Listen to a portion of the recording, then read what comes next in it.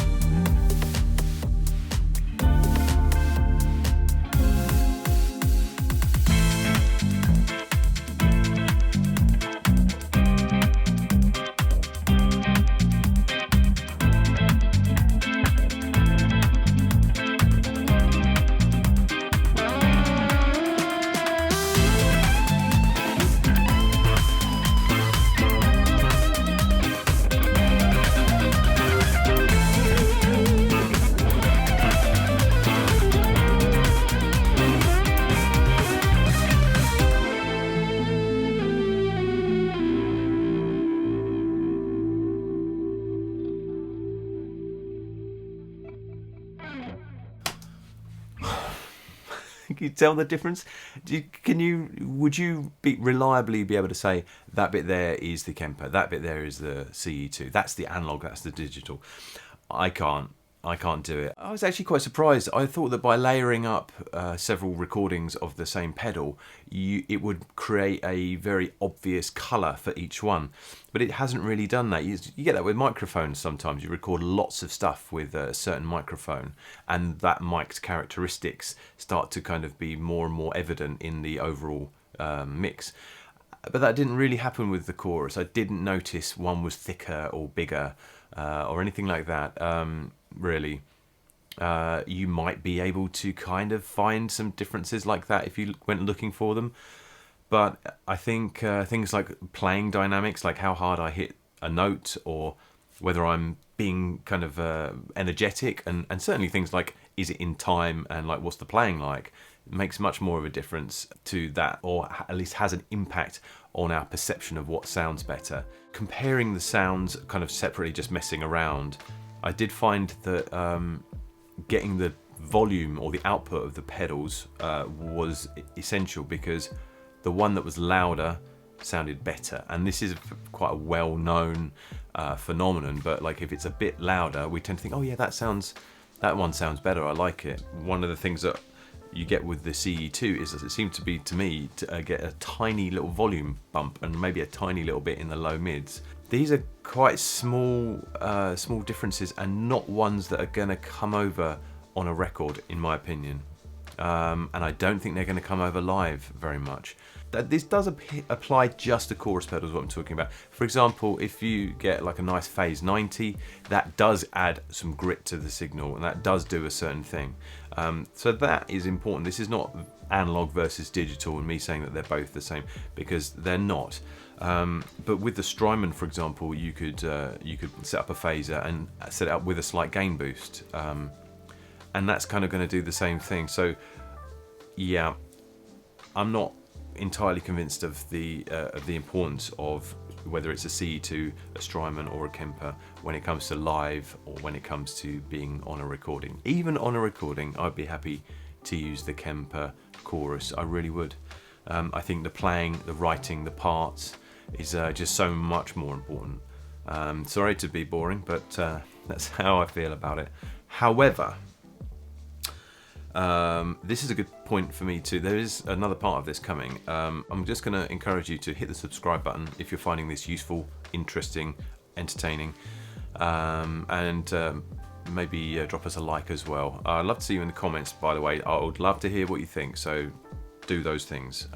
It helps me out anyway. So on the practical side, let's do the stereo thing first, not the practical thing. Stereo. Kemper does stereo.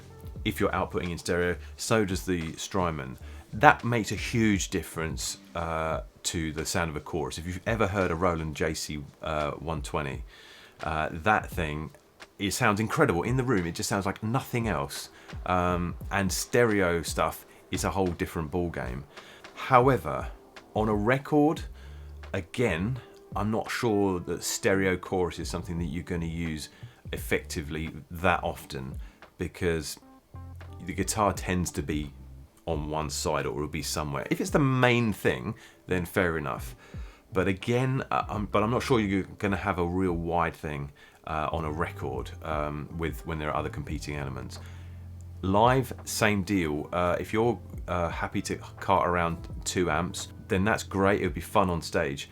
But again, you are relying on a reliable and consistent front of house setup where they're miking both amps and they're panning them properly, and then you're relying on people in the audience being kind of getting both both sides of the PA evenly for your chorus sound to work.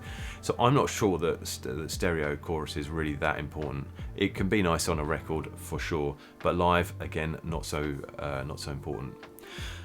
Practical aspects of this: the CE-2 9-volt battery or 9-volt power supply, super easy to power.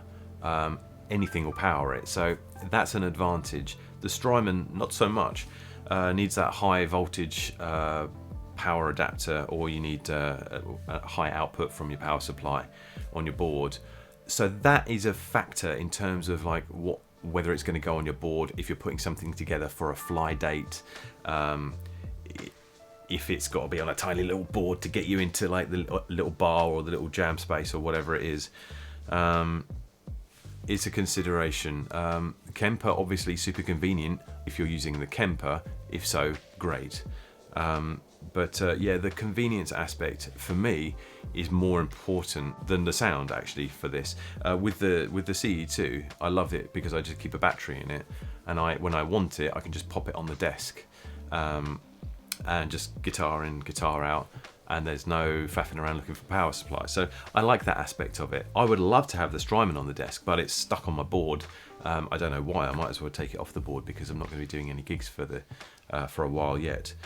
So I kind of get it when people fetishize analog pedals, and I've certainly found that I haven't enjoyed using the Kemper modulation effects very much. But I think that's to do with the interface and how hard it is to get a nice sound. It's not like that hard, but it's not as easy as just plugging in a dedicated pedal and doing it. It's too easy to get a bad sound with the Kemper, and to an extent with the Strymon. The Strymon's pretty usable, really. So really, I just do think it comes down to preference and the practicalities of it, like what fits on your board, what works in the studio, what you can travel with, and that sort of thing. For sound,